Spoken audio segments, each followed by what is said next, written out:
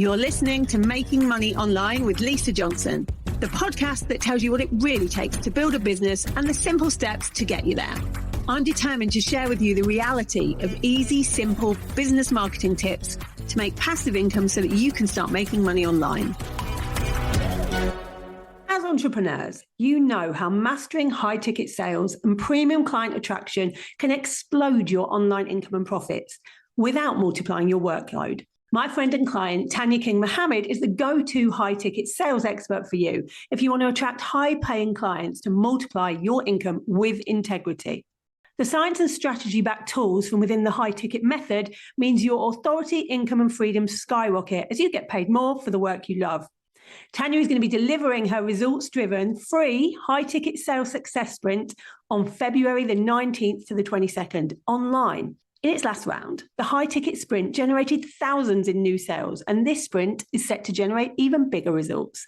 If you're ready to multiply your revenue without multiplying your workload with more consistent high-ticket clients, you need to register now. You can register by either connecting with Tanya on Instagram at Freedom with Tanya, or just go to the show notes and the link's there.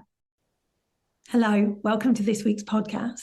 One of the things that gets overlooked a lot of the time in business is retention. We talk so much about how to get clients, how to get that new lead, how to convert, how to launch, and all of the things to do with getting those clients. And one of the things that's missed a lot of the time is the retention of clients. We all know that it's 80% easier to get a client that you already have and cheaper than it is to, go out there and find new clients. So why aren't we spending more time on keeping the clients that we already have, paying more in our businesses? I have Clare Tebbett with us today, who is an expert in all things marketing, and that includes retention. We're going to have a chat about this. She actually helps ambitious business owners scale their own businesses through data-driven strategy. And this data is really important, and it comes into retention. So welcome to the podcast, Clare. Hello. So retention is really important in all businesses. And you didn't start out in the business that you have now, helping people with their metrics, with their marketing. So I'm presuming that you learned about retention from the first business you had. Well, I kind of learned retention from my first employed roles in marketing, because I started out life as a marketeer in marketing agencies. But when I had my children, I quickly discovered that employed life didn't really then suit me anymore, because it didn't suit the lifestyle I wanted. So I started a photography business, and that's when I learned when I really, really appreciated how important retention was. Especially in photography, because I assume that there's so many people out there doing it. It's what some people might call a saturated market. I don't believe in saturated markets, but you know what I mean. So people are like constantly needing to find new clients. So how did retention work out for you with that? Yeah, well, it's particularly true because I specialised in newborn photography. So obviously you'd think newborn photography, okay, they're only newborn for a very short amount of time. Then what are you going to do?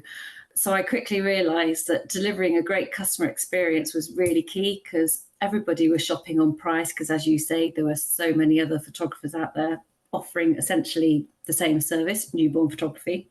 But I learned that if I delivered a great customer experience, then not only did they come back to me 2 years later when they had another child, but they then also came back to me if they wanted to do, for instance, a cake smash session, or they wanted a family shoot, because although I specialised in newborn photography and that was all I ever talked about on social media or anywhere, I did do other shoots if my clients came back to me. And then they also referred all the people they met who were also just having babies. So it worked really well. With your business that you have now, you then went into, you moved from, first of all, why did you move from photography into what you do now? Because I missed marketing, and it was really interesting because obviously a lot of the women that were coming to me, they spent up to 4 hours with me in a shoot, and they were already worrying about going back to work, thinking that work wouldn't suit their lifestyle. And they were thinking quite rightly, if we look at it, quite rightly when we look at childcare and the costs and everything else. Exactly. And so they were all thinking about, well, not all of them, obviously, but a lot of them were thinking about setting up their own business. And I found it really interesting. And so when I first started, that's who I helped, like mums who really wanted to start their own business. and I kind of returned to my love of marketing. Yeah. And now you don't just help mums, you help lots of different people. And I've seen your business grow, extraordinarily in the last couple of years, and you're really known now for what you do for helping people in marketing. So how has retention helped this business that you're in? In exactly the same way. You concentrate on delivering a great customer experience, and then those people will come back to you time and time again.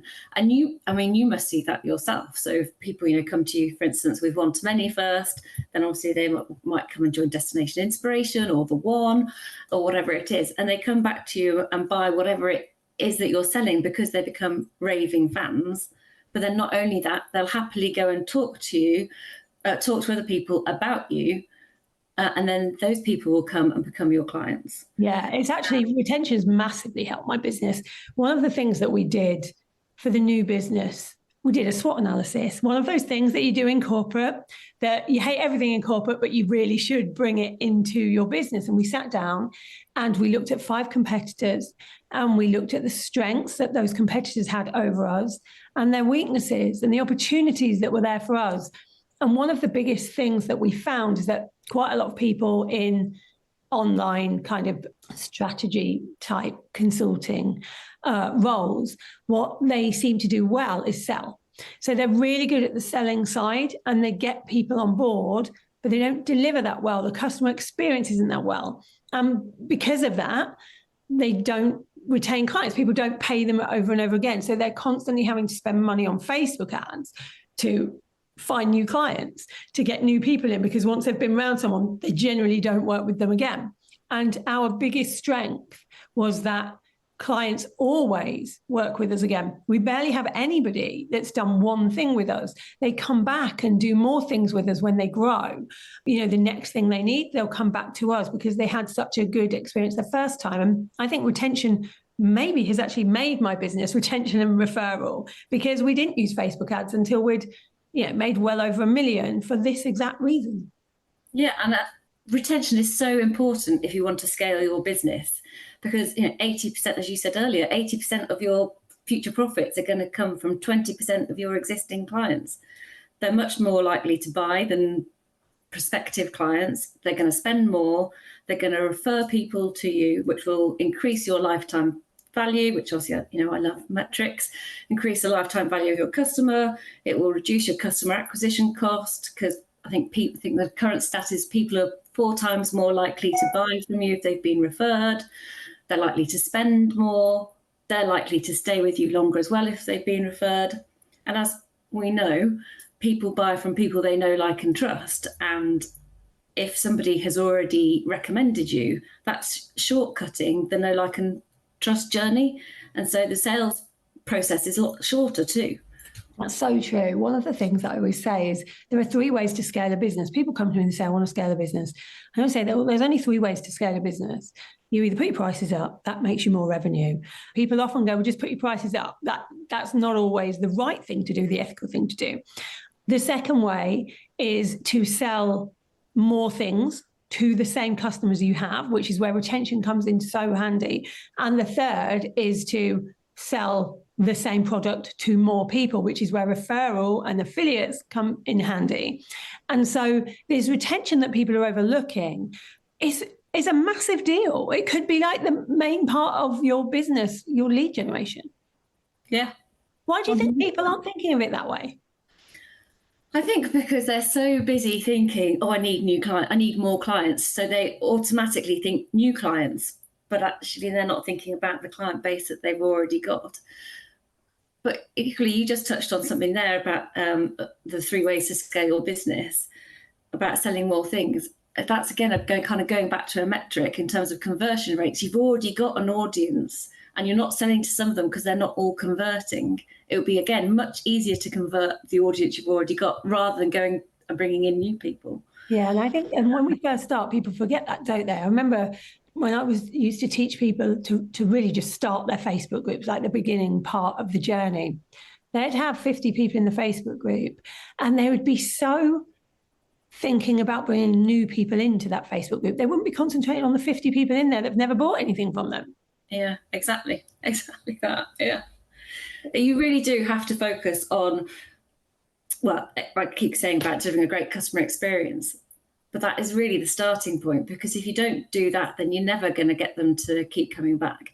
And I think people overlook the ways to do that as well. I mean, obviously, if you've got small numbers and work one-to-one, it is arguably easier to deliver a great customer experience than if you're doing, say, a group program or a membership, because you're never going to please everybody 100% of the time. Somebody's going to want more of your time, somebody's going to want less of your time, some people are going to want live. But then as much as possible, you need to tailor your content, segment your audience depending on what they've purchased or depending on their behaviour, what they've bought from you, how they interact with you. And that's how you deliver a great customer experience. Yeah, you're really right about you're never going to please everybody all of the time. We did a survey in our membership. You can sit with us. We did a survey to find out what people wanted. It was so interesting because we then put them into like graphs and things. I'm like you, I like the data. I want to see what it looks like.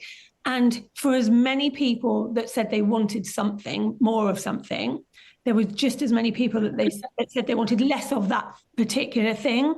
For everybody that loved a particular thing, there was somebody else that really didn't like it. And it was really interesting because it was like, wow, we are going to have to just go with one of these things and attract that client rather than try and please both, because you just couldn't please both. It was so interesting.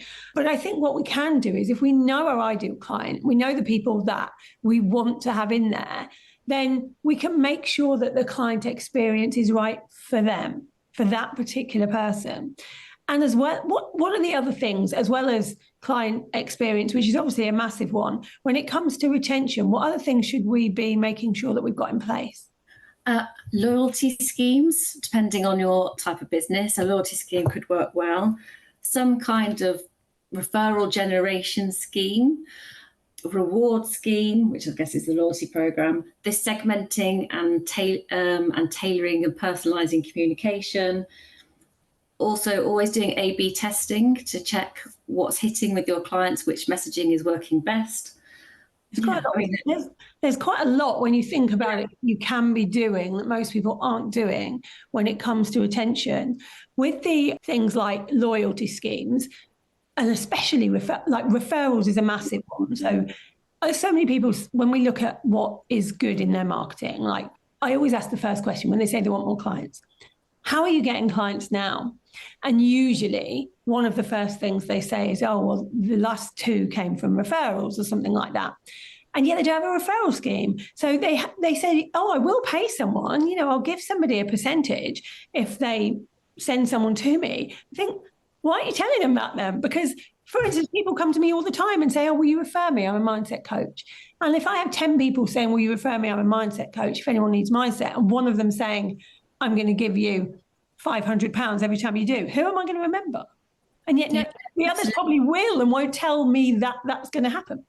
I have that all the time. Clients say to me, oh, well, I don't need to do that because I'm already getting referrals. But they're not harnessing it properly and leveraging it properly because they're just relying on the kindness of clients. Whereas if you actually have a scheme, as you said, you'll be the one that they remember. Yeah, because we are all human at the end of the day. And you do remember people over others. And usually I remember people because of kindness or because they are making sure that I remember them because they're saying, if you do this, you will get this.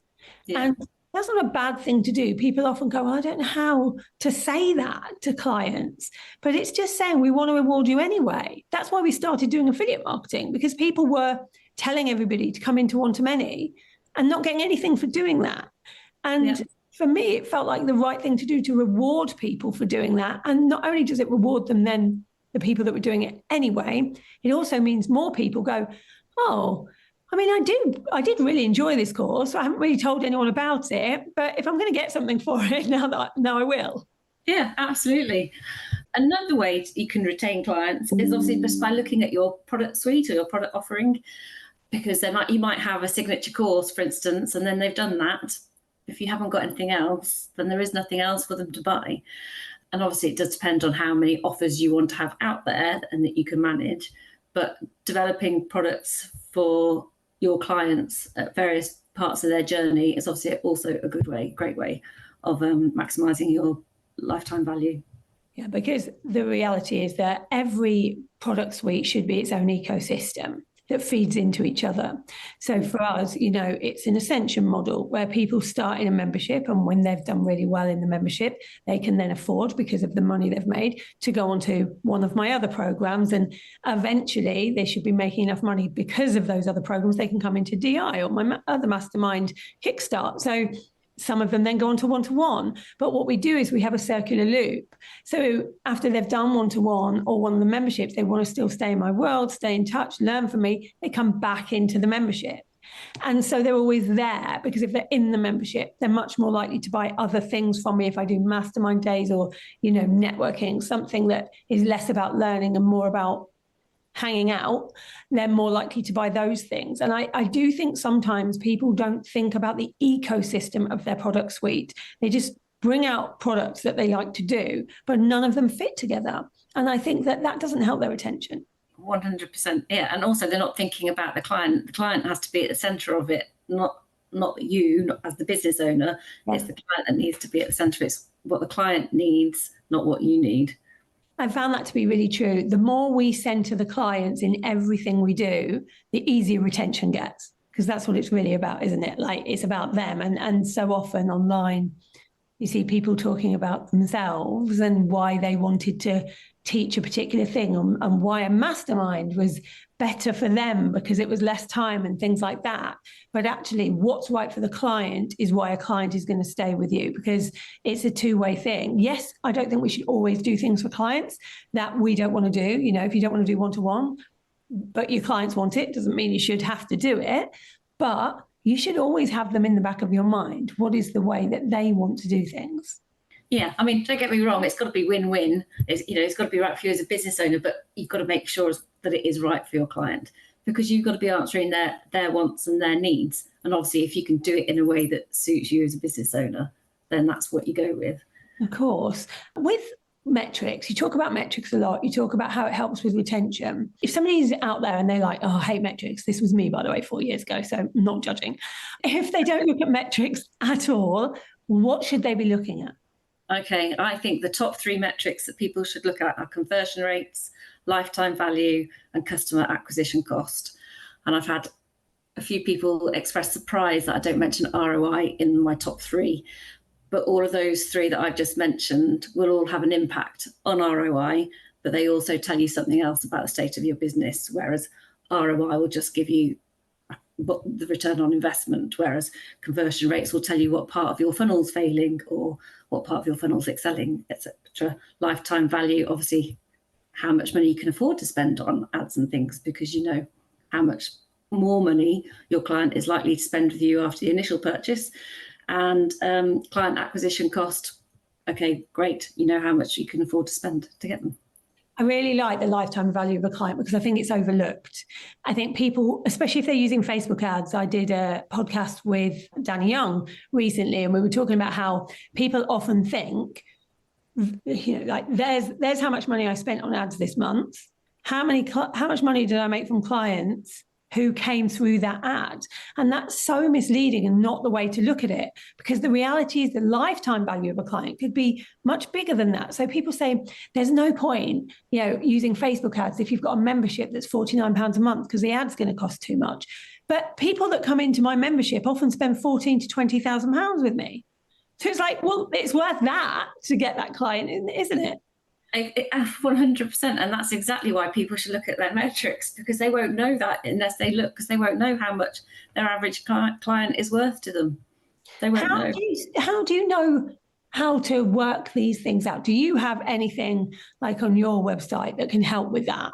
I do, actually. I have a calculator which people can download for free from my website. Brilliant. We can put the link in the show notes. So yeah, we'll make sure we get that link in there, because I think that for those of us that don't love the numbers, I am that person. I like knowing my revenue. I like knowing the profit. When it gets into detail of how to work out things like lifetime value of a client, I admittedly leave that to others in my team to work out. But when I first started out doing it, it would have been so handy to have a calculator. Just go, how do I work out this stuff? Like, I need to know what this is so that I can make decisions based around it. Because the reality is that all decisions in your business should be made through strategy. You teach that as well, I know. And all decisions should be made because of data. And yet, so many businesses don't even look at data, don't have any data. I know, and that's really scary for me because, if you go and see a doctor and you've got something wrong with you, they don't just take your word that it's just one thing. They kind of tend to look at, they take your temperature, they take your pulse. I can't think what else they do because they do lots of things. So, get you to say "ah," but if you don't, putting their fingers on, taking your pulse, that's like, for me, that's like looking at the data in your business, because otherwise you lots of people say to me, oh, well, I just go with my gut. Well, going with your gut is great. It's going to get you so far, but it's not going to get you probably to where you want to be. The data is the only way that you know what is happening in your business right now. And that's why I just think it's so important. And I get quite evangelical about it sometimes. No, me too. And especially when it comes to conversion rates, because people say to me, I am bringing out a course, I want to make 6 figures. And I'm like, great, okay. So how many people does that mean that you need to have in your challenge and therefore to buy from you to make that the silence? Because they haven't looked at their usual conversion rate, so they don't know. Working backwards, it's very easy to work backwards and know exactly how much money you're going to make. It's no surprise that, if I say I'm making 4 million that year, we do around 4 million that year because we've worked out the numbers to be able to do it. So if I want to make 2 million from a launch, I know I need 1,200 people to sign up to the course. How many people do I then need in the challenge based on the last 3 launches that I did? How many people do I need in my audience to sign up to the challenge based on the last 2 years? And you just work backwards and you work it out. Yeah, and that is all on my calculator. Those 3 metrics I mentioned earlier, it's not just those, there's also churn rate, retention rate. So if you've got a membership, for instance, it will work for you and you don't need to know any maths. So that is all on there. So that's amazing. Really helpful. Yeah. Brilliant. Thank you for coming in and explaining this to us today. I think that the more data we do, the more big businesses we're going to have. It's really important to start looking at your metrics, start looking at your data. And if somebody wants to come and have you help with retention, where's the best place for them to get you? They can come and follow me on Instagram at Clare Tebbet Online, Clare without an I, or claretebbet.com. We'll put it in the show notes. Go and check that out. I'll be back next week for another episode of Make Money Online. Thank you for listening to Making Money Online with Lisa Johnson. If you'd like to get hold of my guide to launching, go to lisajohnson.com/launch and let's get you making money online.